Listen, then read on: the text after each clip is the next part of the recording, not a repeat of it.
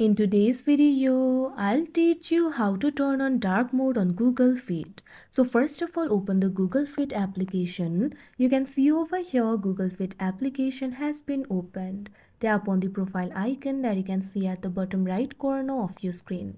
Now once you do that, you'll be led to the profile interface. Tap on the gear icon that you can see at the top.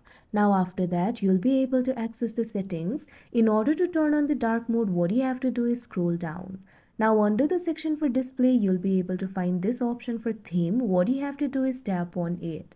Now over here, you can see three options: light, dark, system default. If the system default option is selected, the mode will be selected according to your phone setting. So in that case, if you turn on the dark mode on your phone, you can see over here the dark theme will also be enabled in this particular app. Also, you can turn on the dark mode by tapping on this option dark. So like this, you'll be able to do it. So that is how you turn on dark mode on Google Fit. I hope you found this video helpful. Thank you for watching.